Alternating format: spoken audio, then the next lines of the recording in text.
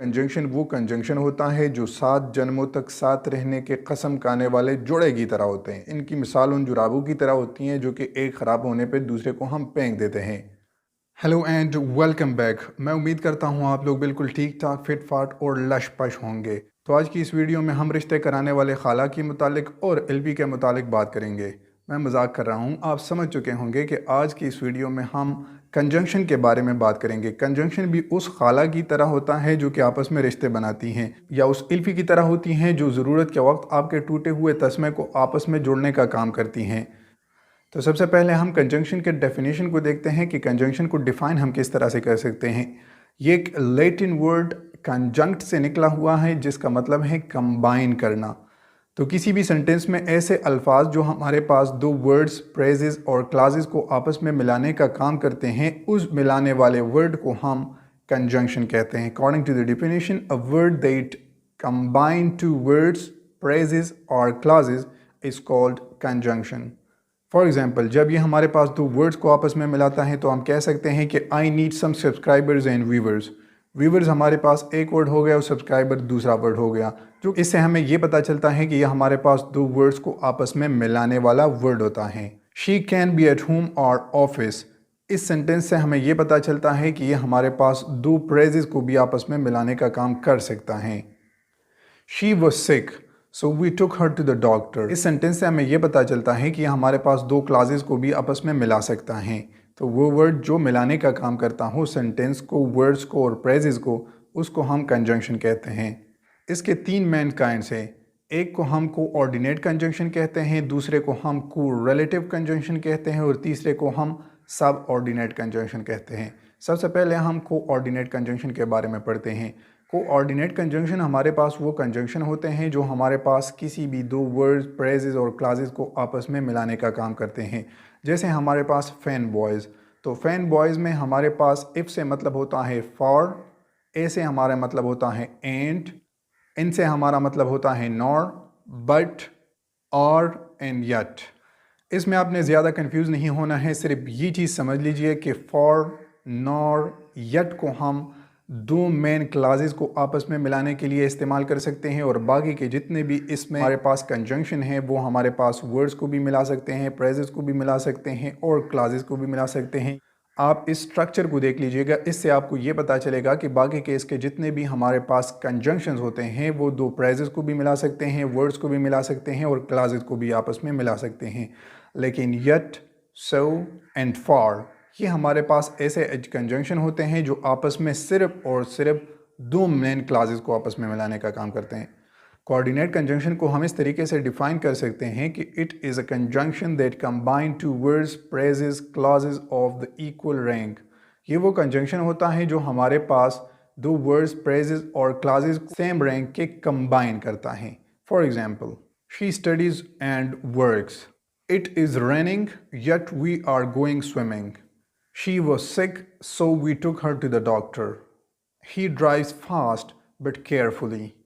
I will study medicine or computer science. I cannot come for there are a lot of guests at home. So these are some of the common examples of correlative conjunction. अब हम correlative conjunction के बारे में पढ़ लेते हैं। तो correlative conjunction वो कंजंक्शन होता है जो 7 जन्मों तक साथ रहने के कसम खाने वाले जोड़े की तरह होते हैं।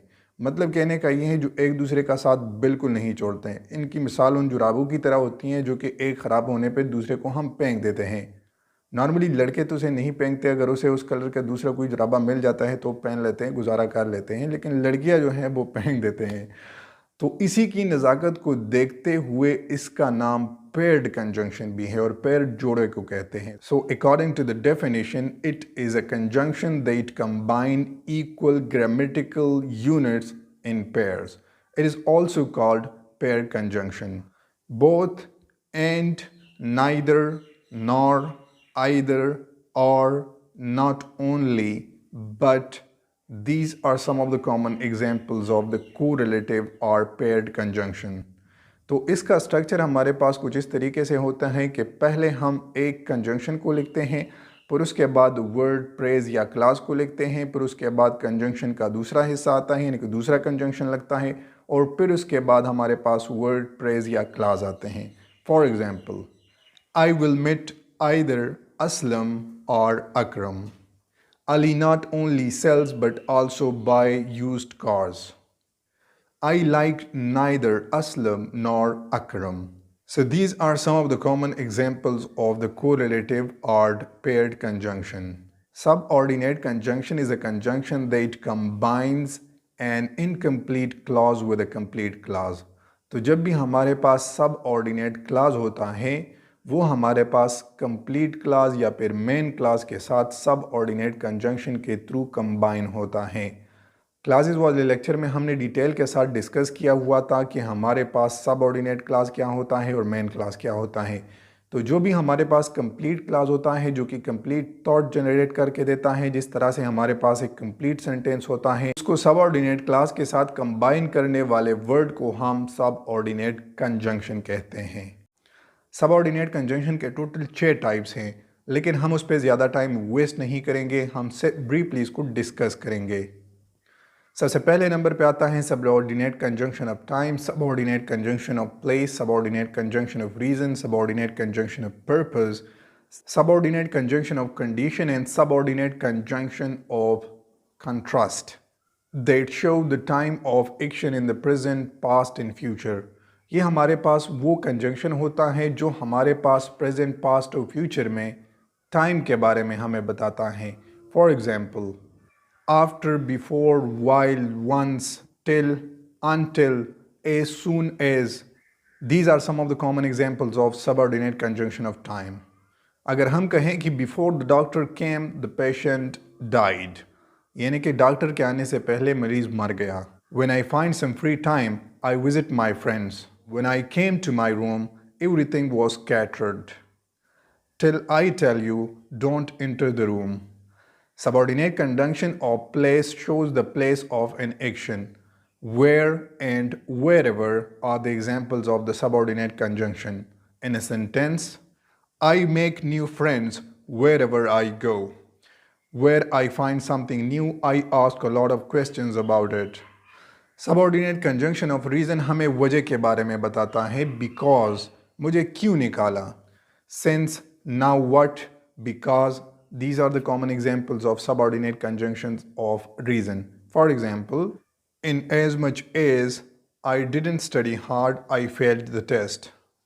I went to the market because I had to take some clothes. I went to see the doctor because I was ill. Subordinate conjunction of purpose हमें पर्पस के बारे में बताता है। सो दैट हमारे पास सबऑर्डिनेट कंजंक्शन ऑफ पर्पस के लिए यूज़ होने वाला सबऑर्डिनेट कंजंक्शन है। For example, I need to take a master degree so that I can get a good job. Subordinate conjunction of condition हमें कंडीशन के बारे में बताता है। Normally, unless, if only, whether or not are some of the common examples of subordinate conjunction of condition. If it rains, the test will be in the classroom. अगर बारिश होती है तो हम टेस्ट को क्लास में ही अरेंज करेंगे। तो जब भी हमारे पास किसी कंडीशन का जिक्र होता है तो नॉर्मली वहाँ पर हम सबऑर्डिनेट कंजंक्शन ऑफ कंडीशन का यूज़ करते हैं। You can apply for admission only if you have 80% marks. Subordinate conjunction of contrast हमें कंट्रास्ट के बारे में बताता है।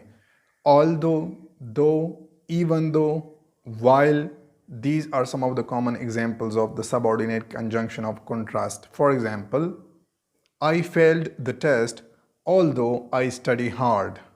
Though I was driving slowly, I had an accident. तो पार्ट्स ऑफ स्पीच की इस सीरीज़ में हमने इस कंजंक्शन वाले टॉपिक को डिटेल के साथ डिस्कस किया। अगर अभी भी आप लोगों को इससे रिलेटेड कोई भी कन्फ्यूजन है तो आप लोग कमेंट सेक्शन में पूछ सकते हैं और मेरी भरपूर कोशिश होगी कि मैं आप लोगों को उसका आंसर दूँ। That's it for now. See you next time.